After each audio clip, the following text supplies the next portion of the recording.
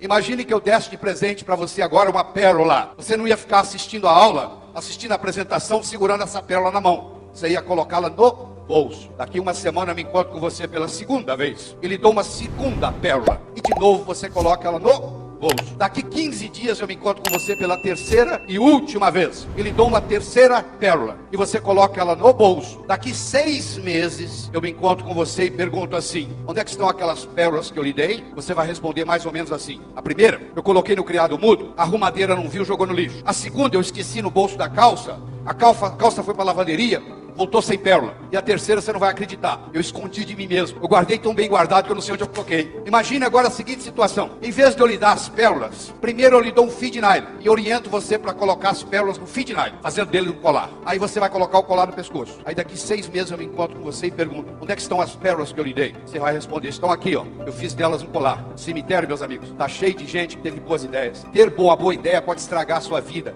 Eu já vi muitas pessoas, eu já vi muitas famílias, eu já vi muitas empresas serem destruídas por causa de uma boa ideia. O que conta não é ter boa ideia. O que conta é ter um bom modelo para segurar a ideia. Porque senão fica uma coisa tão esparsa, uma coisa tão espalhada, que não serve para nada. Então eu quero lhe dar um modelo de comunicação, um modelo de vendas, que você vai poder usá-lo para o resto da sua vida. O modelo ele tem 3 níveis. O primeiro nível eu chamo de boca ouvido, o segundo nível eu chamo de cérebro, e o terceiro nível eu chamo de coração.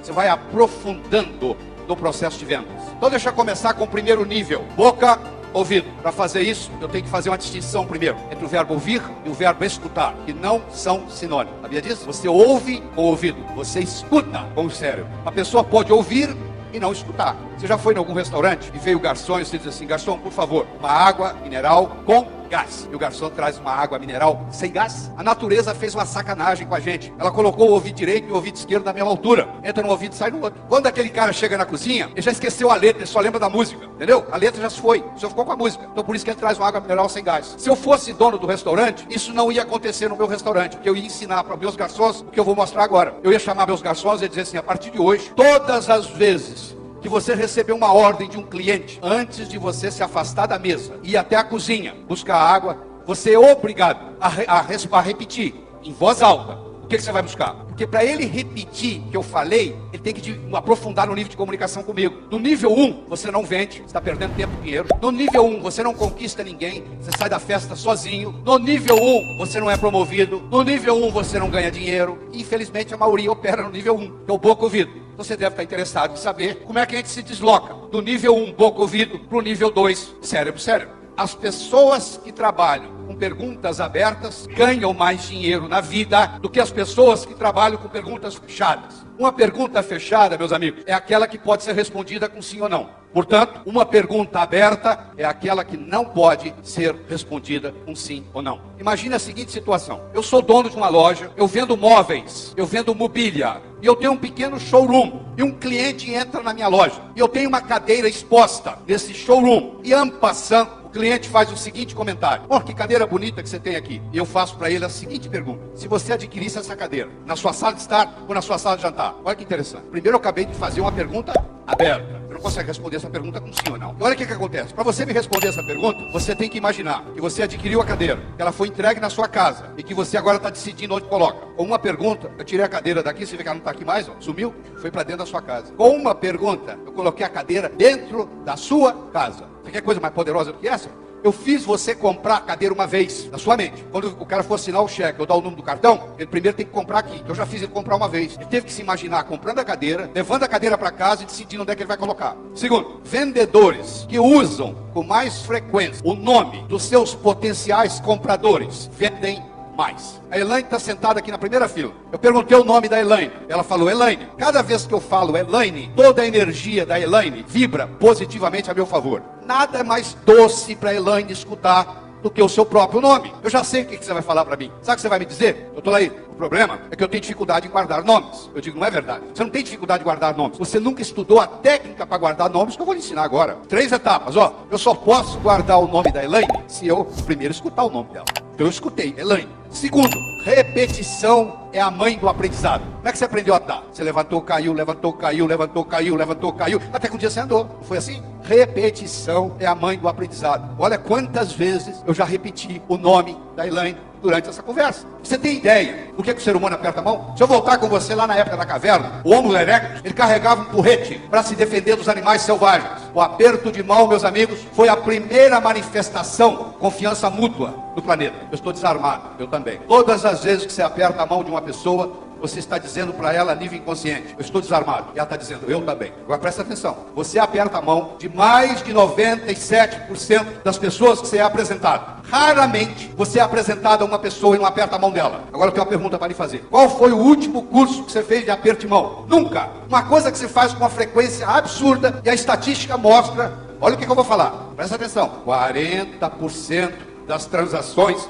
comerciais que não se concretizam são perdidas do aperto de mão. Vou explicar como. Você já deve ter apertado a mão do que eu chamo alicate. Já apertou a mão do alicate? O cara aperta a sua mão, parece que é um alicate. Ele aperta, enquanto não sai lágrima no seu olho, ele não para de apertar. Não é verdade? Você já apertou a mão de uma pessoa assim? O pai dele diz para ele assim: meu filho, conhece-se o caráter de uma pessoa pelo aperto de mão. Então você vai aprender com o pai aqui a apertar a mão com força. Uma vez eu dei um treinamento em Franca, o presidente da empresa contou para mim que quando o pai dele era presidente dessa empresa, chegou para Franca um novo gerente do Banco do Brasil, que se propôs a visitar as 10 maiores empresas de Franca, começando por essa. E o presidente, o nome dele é Miguel me contou o seguinte: doutor Laí, meu pai quebrou a mão do gerente na chegada, tá? E o gerente me contou depois que ele visitou a fábrica com a mão quebrada. Mas esse não era o problema. Ele não estava preocupado com a dor, ele estava preocupado com a despedida. Esse senhor que quebrou a mão do gerente apertou a minha mão quando ele tinha 86 anos. Ele quase quebrou a minha mão. Eu imagino quando ele estava no seu auge dos 40, 45. O que era apertar a mão do seu Saúl? Era algo inconcebível. Você já deve ter apertado a mão do chamado rabo de peixe. Você pega na mão e não tem mão, já? Hein? Aquele negócio escorrega aquela ponta de dedo. Já aconteceu isso com você? Então presta atenção, olha só, aprenda aqui. Você vai ganhar mais dinheiro por causa disso. Presta atenção. Ó, eu tenho aqui aquele que o pai falou que tem que apertar com força. Eu tenho aqui aquele que aperta a mão delicadamente, só te dá a ponta do dedo. Vou fazer o aperto de mão dos dois. Vou ler o que está no cérebro de cada um. Esse cara aqui pensa assim: esse cara é um banana. Na mesma hora. Esse aqui pensa assim: esse cara é agressivo. Tá bom, não tem negócio, mas você vai comprar uma casa aqui em São Paulo. Você vai no agente imobiliário. Você é o cara que aperta a mão delicadamente. Ele aperta a mão com força. Na mesma hora o seu cérebro fala: esse cara vai te empurrar uma casa que você não quer, sai fora. Ou vice-versa. Você é o cara que aperta com força. Ele aperta devagar. Aí na hora que você apertou a mão dele, ele aperta delicadamente. O seu cérebro vai falar: esse cara é um banana, vai arrumar a casa que você quer. 40% das transações comerciais que não se concretizam são perdidas no aperto de mão. Então você deve estar perguntando o seguinte: como é que eu faço para não errar nessa? Primeiro, deixa eu falar bem claro.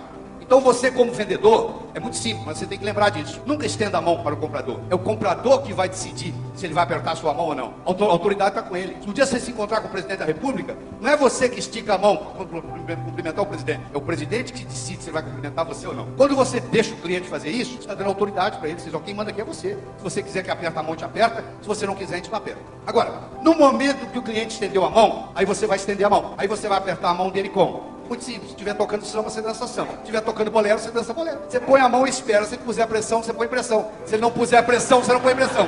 Aí o cérebro dele vai dizer assim: ele é dos meus, ele é do meu time. Nós, meus amigos, nós gostamos de pessoas iguais a gente. Existe uma frase famosa que diz assim: faça aos outros o que você gostaria que fosse feito a você. Isso é a maior mentira do mundo. Se eu convidar você para jantar na minha casa, eu não vou lhe oferecer o meu prato favorito. Vou perguntar o que você gosta. Pode ser que você nem coma o que eu como. Faça aos outros o que os outros gostariam que fosse feito a eles. Esse é o bom vendedor. Se o cara apertar a mão de leve, eu vou apertar a mão dele de leve. Se ele puser força, põe força. Eu vou atuar de acordo com ele, não de acordo comigo. O que eu quero remédio para mim pode ser veneno para ele. Você já foi no domingo de manhã e eles estão pregando assim: meus irmãos e minhas irmãs, devemos amar uns aos outros incondicionalmente. Isso é lindo no discurso do sermão domingo de manhã. Você está dirigindo seu carro aqui em São Paulo, vê um cara por trás e pá! Aí você sai do carro e fala: ô irmão, deixa eu te dar um abraço. Você já viu isso alguma vez? Não. Vai começar o quê? Um bate-boca. Escuta o que eu vou falar. Você só chega ao coração das pessoas passando pelo cérebro. Não existe outro caminho. É fácil gostar de quem você gosta. Eu quero ver você gostar de quem você não gosta. Eu não sei quantos de vocês já ouviram falar de um cara chamado Joe Girard. J-O-E Girard. G-I-R-A-R-D. Você trabalha com vendas, você deve procurar investigar ele na internet. Joe Girard mora em Detroit, Michigan. Ele foi 9 anos o melhor vendedor do ano nos Estados Unidos. Um cara que é 9 vezes o melhor vendedor do ano nos Estados Unidos, ele deve ter alguma coisa para ensinar para você e para mim, pô. Ele chegou a vender 1.636 carros, tete a tete, num ano. Carros novos, dá mais de 7 carros por dia em média, tirar os feriados. O cara que vende 7 carros por dia em média, novos, no tete a tete, não é vendendo frota? Pô, deve ter algum segredo. Então vamos a ele. Eles foram perguntar para ele: Joe Girard, conta pra gente qual é o seu segredo. Como é que você consegue ser tantas vezes o melhor vendedor do ano nos Estados Unidos, que é o lugar mais competitivo de vendas no mundo? Sabe o que ele respondeu? Eu não tenho compradores, eu tenho amigo. O cara que entra na minha loja, ele nunca mais vai comprar carro de ninguém. Nem ele, nem a sogra dele, nem o cunhado dele, ninguém na família dele, porque eu vou conquistar a família inteira. O que ele está fazendo? Está operando no nível coração a coração. Eu tenho um jacaré que vai brigar com o urso. O jacaré está na beira d'água, o urso está do lado de fora. Vai haver uma briga do jacaré com o urso. Quem vai ganhar? Depende. Se a briga ocorrer dentro d'água, sempre ganha o jacaré. Ele morde o urso, puxa o urso para o fundo e afoga o urso. Se ocorrer fora d'água, sempre ganha o urso. O urso joga o jacaré para cima e ele se espatifa no chão. O resultado de uma briga de um jacaré com um urso não tem nada a ver com a força do jacaré, não tem nada a ver com a força do urso, tem a ver com o contexto. Se o contexto é água, ganha o jacaré. Se o contexto é terra firme, ganha o urso. Agora você tem um conceito de contexto. Então se você está na água, você tem que trazer a vantagem para você, para dentro da água. O jacaré vai ficar esperando o urso tomar banho. Se você está em terra firme, você tem que trazer o oponente para o seu contexto. O urso vai ficar esperando o jacaré tomar sol. O que tiver mais paciência ganha. Deu para entender? Porque se um brigar no contexto do outro, não funciona. A boa notícia que eu tenho para você, que nós criamos contextos psicológicos, dependendo da nossa conversa. Então existem várias regras importantes em vendas para criar contexto. Então eu vou falar uma delas, porque não dá para falar muitas. Eu vou falar da lei do contraste. Você que é do sexo masculino, solteiro, levanta a mão, por favor. Não vou chamar você aqui não, fica tranquilo. Estou conversando com vocês, tá? Sabe aquela noite da balada que você vai hoje? Sábado à noite você vai pra balada? Sabe aquela mulher feia que tá lá no canto? À medida que a noite vai passando, ela vai ficando mais bonita, não vai? 3 horas da manhã ela é Miss. Já percebeu isso? Além do álcool, o nível de álcool aumentando, as bonitas vão embora. E você começa a compará-la com o garçom. Ou entre ela e o garçom, 1000 vezes ela. Peço desculpa às mulheres, eu sei que a piada é machista, mas é com a finalidade didática. Quando a minha mulher tá na plateia, ela não deixa eu contar essa. Ela não tá aqui hoje, entendeu? Mas é bom você marcar. Uma mulher bonita, perto de uma mulher linda, fica feia. Um homem bonito, perto de um homem lindo, fica feio. Então não fique perto de gente muito bonita. Não põe o seu produto junto com produtos mais valorizados que você perde. Como é que você faz para valorizar o seu produto? O contexto. Como é que você cria o contexto? Eu vou falar só uma coisinha. Comece sempre pelo mais caro. Talvez seja a coisa mais importante que eu vou falar aqui hoje, que é onde tem o maior erro em venda. Se eu entrar numa loja e comprar um terno por R$2.000, qualquer vendedor me vende 2 gravatas por 200. Sabe por quê? 2 gravatas por 200 é 10% do preço do terno. Como eu acabei de comprar um terno por 2.000, 2 gravatas por 200 é barato. Agora, se eu entrar numa loja e comprar 2 gravatas por 200, não existe vendedor no mundo que vai me vender no mesmo dia um terno por 2.000, que é 10 vezes mais. Mesmo que a pessoa não tenha dinheiro, você mostra o mais caro. Ela fica com aquele número na cabeça, aí fica mais fácil. Vou dar um exemplo simples. Vou pegar três containers aqui com água. Um tem água quente, um tem água fria e o do meio tem água morna. Eu vou pegar a minha mão direita e colocar na água quente. Vou pegar a minha mão esquerda e vou colocar na água fria. Vou deixar por 3 minutos. Vou tirar as duas, vou enfiar na água morna. A mão que veio da água quente acha a morna fria. A mão que veio da água fria acha a morna quente. E a água morna não é quente nem fria, ela é morna. O cérebro funciona assim, com contraste. Então eles fizeram um estudo lindo nos Estados Unidos. Eles pegaram um galpão e nesse galpão eles colocaram produtos de 100, 50, 20, 10, 5 e $1. No outro galpão eles colocaram os mesmos produtos ao contrário. A pessoa primeiro viu de 1, para depois viu de 100. Daquele que ela via de 100 primeiro, para depois viu de 1, a média no final do mês era de $20 por pessoa. Naquele galpão onde começava com 1, a média era de 10, ou seja, dobrou o faturamento, só pela posição dos produtos. Você vai montar uma vitrine, tem que saber como montá-la, porque senão o tiro sai pela culatra. Se você começar a vender coisa de R$1, meu amigo, você para vender coisa de R$20, esquece, ele não vai ser o comprador. Então não perca essa oportunidade. Comece sempre pelo mais caro. Diz que uma vez, no inferno, Lúcifer estava muito preocupado, porque o número de pecadores chegando ao inferno estava diminuindo. Você acredita nisso? Lá também tem recessão. Eles estavam passando por um período de recessão. E o diabo, muito inteligente, reuniu a diretoria do inferno para discutir uma estratégia de marketing, para fazer o pessoal na terra pecar mais, para chegar mais gente lá. Eles começaram a discutir e logo um capeta-chefe levanta a mão e fala assim: eu tenho uma ideia. Qual é a ideia? Pergunta o diabo. A ideia é o seguinte: nós temos que fazer o ser humano gastar mais. Para gastar mais, vai ter que ganhar mais. Para ganhar mais, ele vai ter que trabalhar mais. Ele vai trabalhar, ganhar, gastar, trabalhar, ganhar, gastar, trabalhar, ganhar, gastar, trabalhar, ganhar, gastar. A vida vai passar, ele não vai ter tempo para evoluir, vai terminar aqui. Muito bem, disse o diabo. Boa ideia, mas eu quero escutar outro. Aí um outro capeta-chefe levanta a mão. Eu acho que a gente deve fazer o seguinte: vamos acabar com o amor próprio do ser humano. Ele não vai gostar mais de si mesmo. Ele só vai gostar do outro. Ele só vai se preocupar com o outro. Ele só vai fofocar da vida do outro. Ele não vai se preocupar com ele mesmo. Não vai evoluir, vai terminar aqui. Muito bem, diz o diabo. Estou gostando, mas eu quero mais, quero escutar mais. Aí diz que um capetinho estagiário. Sabe como é que é estagiário? Quer dar opinião, né? O estagiário levantou a mão. Diz que o diabo olhou para ele com a cara feia e perguntou: o que você quer? Eu quero dar a minha opinião. Qual é a sua opinião? Por que a gente não faz o ser humano pensar que ele vai viver para sempre? E que isso tem a ver com vir para o inferno? Perguntou o diabo. Ele vai pensar que vai viver para sempre? Ele vai deixar o importante para amanhã, para amanhã, para amanhã. A vida vai passar. Ele não vai fazer nada, vai terminar aqui. E o rosto do diabo se iluminou e falou: isso nós vamos fazer. Sabe o que o diabo fez com a permissão de Deus? Colocou na mente de cada um de nós a semente da eternidade. Você pensa que o seu primo vai morrer antes de você, o seu vizinho vai morrer antes de você, o seu ex-chefe vai morrer antes de você, mas você não. Você vai arrumar um jeito e vai fazer um truque na morte. Se você pudesse conversar com o pessoal que, entre aspas, mora no cemitério, todo mundo ia reclamar que morreu antes da hora. Eu tinha tanto para fazer e morri.